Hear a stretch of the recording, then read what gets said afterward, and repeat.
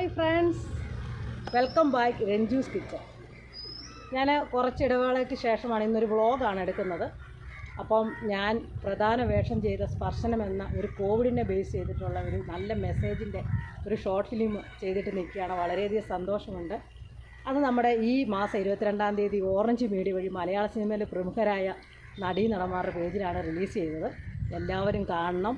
ഒരുപാട് പേര് കണ്ട് സപ്പോർട്ട് ചെയ്ത് ഒത്തിരി നല്ല കാര്യങ്ങളൊക്കെ പറഞ്ഞു തന്നു. അപ്പോൾ എല്ലാവരും അത് കാണണം. ഇനി ഞാൻ നമ്മുടെ ഇന്നത്തെ വ്ളോഗിലോട്ട് കിടക്കുകയാണ്. ഞാനിപ്പോൾ നിൽക്കുന്നത് പുതുപ്പള്ളിക്കടുത്തുള്ള കോട്ടയം ജില്ലയിലെ പാറയ്ക്കൽക്കടവ് എന്ന ഒരു സ്ഥലത്താണ് നിൽക്കുന്നത്. വളരെ പ്രകൃതി രമണീയമായ ഒരു സ്ഥലമാണ്. ഒരുപാട് ടൂറിസ്റ്റ് ആൾക്കാരൊക്കെ ഇവിടെ വരാറുണ്ട്. പിന്നെ മലയാള സിനിമയിലെ മിക്ക സിനിമകളും ഇവിടെ ഷൂട്ട് ചെയ്തിട്ടുണ്ട്. എടുത്തു പറയുകയാണെങ്കിൽ ക്ലാസ്മേറ്റ്സൊക്കെ ഇവിടെ ഷൂട്ട് ചെയ്തിട്ടുണ്ട്. പിന്നെ നമുക്ക് പുതിയതായിട്ട് ജീവിതത്തിലോട്ട് കിടക്കുന്ന കപ്പിൾസ് ഒരുപാട് പേര് ഇവിടെ വന്ന് അവരുടെ പടങ്ങളൊക്കെ ചിത്രീകരിക്കാറുണ്ട്, വീഡിയോസൊക്കെ എടുക്കാറുണ്ട്. ഇപ്പം നമ്മുടെ പുതിയ വന്നിരിക്കുന്ന അറിയാമല്ലോ, ഫോട്ടോഷൂട്ട് മിക്കവരും വന്ന് ഇവിടെ വന്നാണ് എടുക്കുന്നത്. അപ്പം നല്ല പ്രകൃതി രമണീയമായ കണ്ടോ പാടമാണ് ഈ കാണുന്ന, കംപ്ലീറ്റ് പാടമാണ്. അതിന് നമുക്ക് കിടക്കുന്ന നല്ലൊരു ഊജാലാണ്. ഈ വെള്ളം കെട്ടിക്കിടക്കുന്നുണ്ട്. അവിടെ കണ്ടോ വെള്ളമൊക്കെ കെട്ടി നിർത്തിയിരിക്കുന്നുണ്ടോ, കണ്ട എന്ത് കൃഷി ചെയ്യുന്ന സ്ഥലമാണ്. കൊക്കുകളുടെ ഒരുപാട് കൂട്ടങ്ങൾ അവിടെ നമുക്ക് കാണാൻ സാധിക്കും. നമുക്ക് എന്തായാലും ഈ വീഡിയോ വഴി നമുക്ക് ഇവിടുത്തെ കുറച്ച് ഭംഗികളൊക്കെ, പ്രകൃതി ഭംഗികളൊക്കെ നമുക്കൊന്ന് കാണാം. ഓക്കെ, അപ്പം എല്ലാവരും വരാം.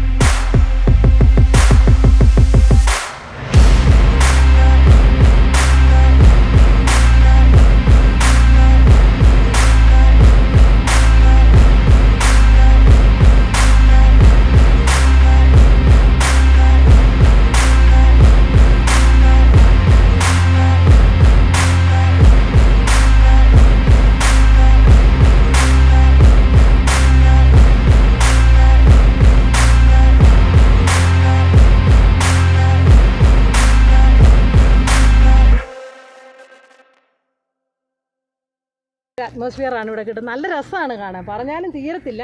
അത് കണ്ട് നേരിട്ട് വന്ന് കണ്ട് ആസ്വദിക്കുക. ഇത് വേറെ എങ്ങുമല്ല, കോട്ടയത്തു നിന്ന് പുതുപ്പള്ളി എന്ന സ്ഥലത്ത് നമ്മുടെ ഉമ്മൻചാണ്ടി സാറിൻ്റെ സ്ഥലമാണ്. എല്ലാവർക്കും അറിയാം, ഉമ്മൻചാണ്ടി സാറിനെ കുറിച്ച് പറയുമ്പോൾ എല്ലാവർക്കും അറിയാം. 5 വർഷവും നമ്മുടെ മുഖ്യമന്ത്രിയായിട്ട് ഭരിച്ച് വിജയമായിട്ട് ഇറങ്ങിയ ഒരു മന്ത്രിയാണ് നമ്മുടെ കുഞ്ഞുഞ്ഞെന്ന് പറയും, കോട്ടയത്തെ കുഞ്ഞുഞ്ഞ്. അപ്പോൾ സാറിൻ്റെ ഒരു സ്ഥലം, സാറ് ജനിച്ചു വളർന്ന സ്ഥലം തന്നെയാണ് ഈ പുതുപ്പള്ളി എന്ന് പറയുന്നത്. അവിടുന്ന് തൊട്ടടുത്താണ് ഈ പാറയ്ക്കൽ കടവ്. നല്ല രസമാണ്, എല്ലാവരും വന്ന് കാണുക. അതാണ് എനിക്ക് പറയാനുള്ളത്. അല്ലാതെ കൂടുതൽ ഇതിൻ്റെ അകത്ത് ഒത്തിരി വർണ്ണിക്കാനൊന്നുമില്ല. നമുക്ക് കുറച്ച് സ്ഥലങ്ങൾ കൂടെ ഇതിൻ്റെ അകത്തൂടെ കണ്ട് പോകാം. അപ്പോൾ നിങ്ങൾക്ക് മനസ്സിലാവും നമ്മൾ ശരിക്കും ഊട്ടി വന്ന ഒരു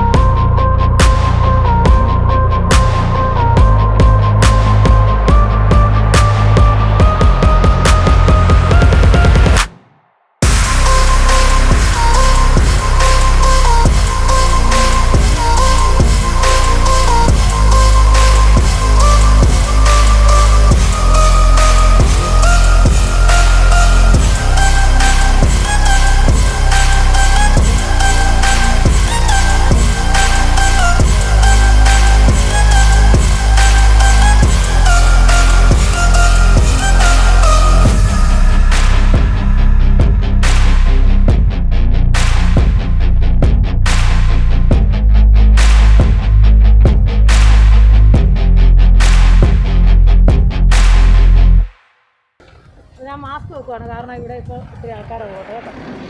അപ്പോൾ ഇവിടെ നമ്മൾ കാണാൻ സാധിക്കും ഈ അമ്മച്ചിയെ പോലെയുള്ളവരൊക്കെ ഒരുപാട് കഷ്ടപ്പെട്ട് ജീവിക്കുന്ന അമ്മച്ചിയൊക്കെയാണ്.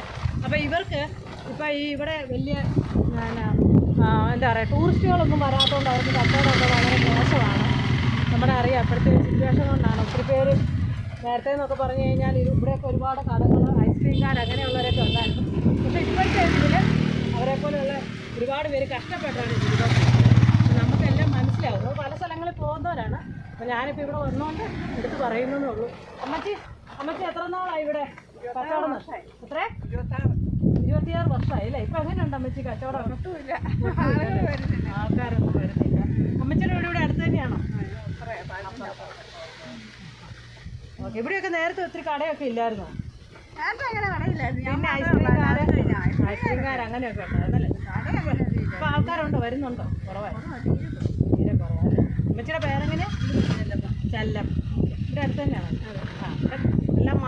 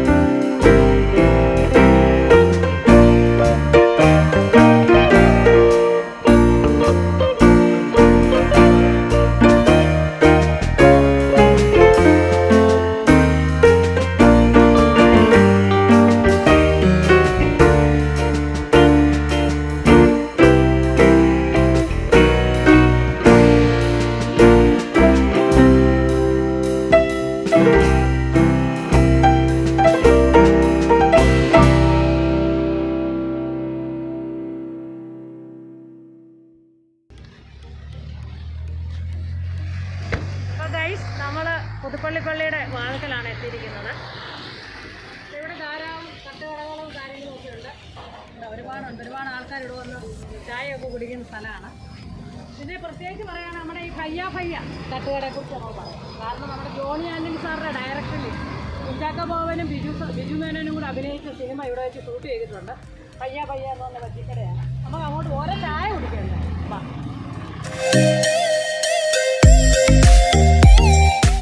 ചേട്ടാ, അപ്പം എങ്ങനെയാണ് നമ്മുടെ കാര്യങ്ങളൊക്കെ ഇപ്പം എങ്ങനെ പോകുന്നു?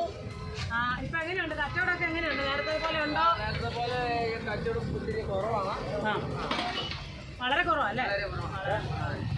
മറ്റേ വണ്ടിയൊക്കെ ഉള്ള അല്ലേ, ഇതിനൊക്കെ പോകുന്ന ലോഡും കൊണ്ടൊക്കെ പോകുന്നവരൊക്കെ വന്ന് ഒരുപാട് അല്ലേ? പക്ഷേ പള്ളിയിലും ആൾക്കാരിപ്പോൾ വളരെ കുറവാണ്. വളരെ മോശമല്ലേ? എത്ര നാളായി ചേട്ടാ കച്ചവടം തുടങ്ങിയിട്ട്? 5 വർഷം. എങ്ങനെ ചേട്ടൻ പേരെങ്ങനെ? സുലൈമാൻ. ചേട്ടനും പിന്നെ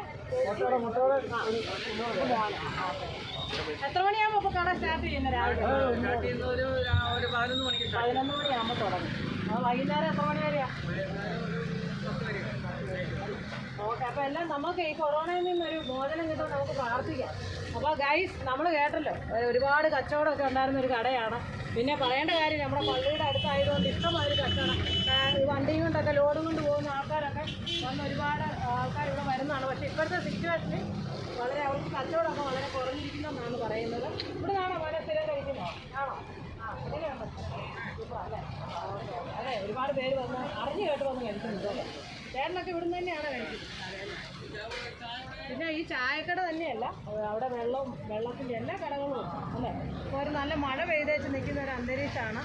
അപ്പോൾ നമുക്ക് ഓരോ ചായ എന്തായാലും കുടിക്കാം. കുടിച്ചിട്ട് ബാക്കി കാര്യത്തിലോട്ട് വരാം. അപ്പോൾ ചേട്ടാ, എനിക്ക് ഒരു ഇത് വേണം. ഇങ്ങനെ പറഞ്ഞാൽ ഒരു പരിപ്പുവട. ഇത് സ്പെഷ്യലല്ലേ? അതും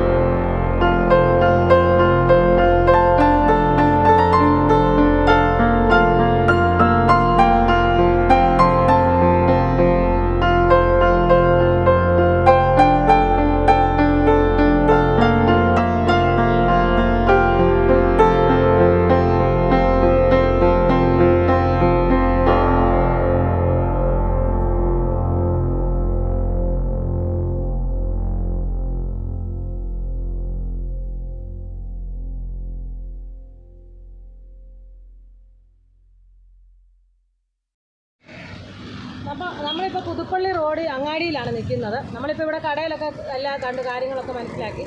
ഇനി നമ്മൾ നമ്മുടെ പള്ളിയിലോട്ട് പോവാണ്. ഇത് സെൻറ്റ് മേരീസ് ബെത്ലഹേം പള്ളിയാണ്. അതാണ് നമ്മുടെ പുതുപ്പള്ളി പള്ളി. ഇത് രണ്ട് കോമ്പൗണ്ടിനാണ്, രണ്ട് പള്ളിയായിട്ട് കാണാം. നമുക്കപ്പം നമ്മുടെ പള്ളിയിലോട്ട് പോകാം.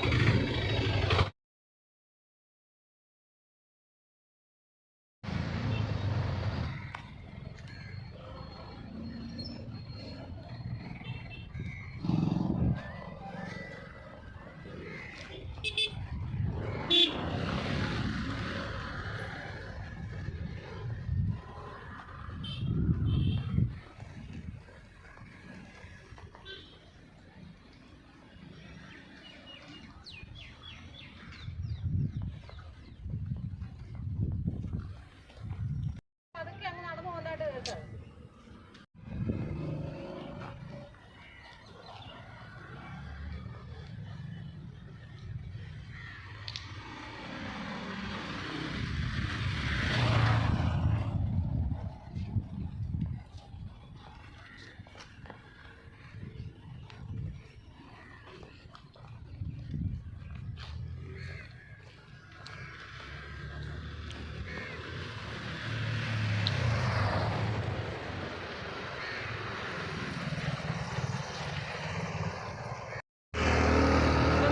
നിൽക്കുന്നത് പുതുപ്പള്ളി പള്ളിയുടെ വാതുക്കലാണ്.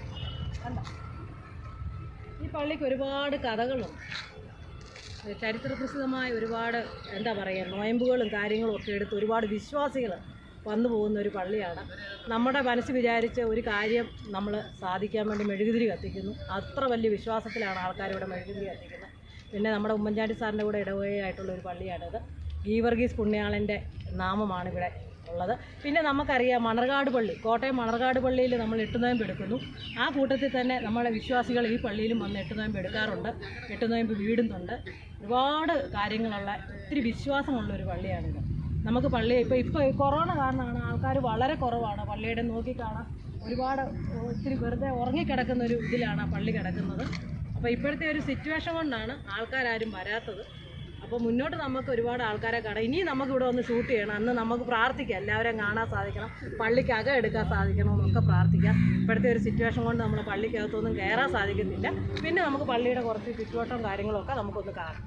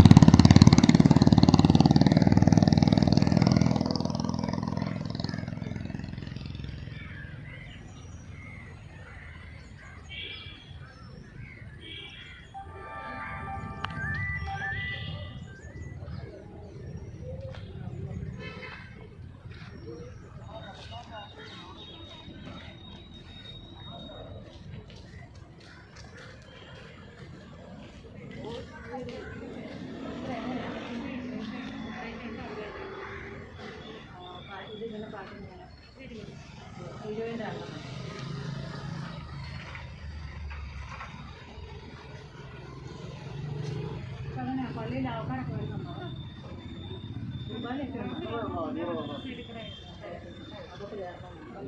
നമ്മുടെ മെഴുകുതിരി കത്തിക്കാം.